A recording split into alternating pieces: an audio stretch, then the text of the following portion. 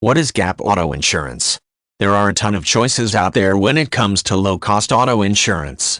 So how do you find the cheapest auto insurance with the best company? Here's how. Far and away the best way to get the cheapest low-cost auto insurance is to comparison shop online. There are internet sites where you can get a number of quotes from A-rated companies so you can compare quotes and get the best rate from the best company. All you do is fill out a simple online form in order to determine what kind of coverage you want. It's quick, it's easy, and best of all, it's free. An insurance deductible is the amount of money you pay before your auto insurance company pays a claim. Raising your deductible from $100 to $500 can save you 10% to 15% on your insurance. Raising it to $1,000 can save you up to 50%. Collision coverage covers your repair costs when you're involved in an accident. It can cost you $500 or more depending on the type of car you drive and its age.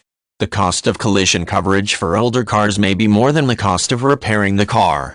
A rule of thumb is to drop your collision coverage if your insurance premium is 10% or more than your car's current value.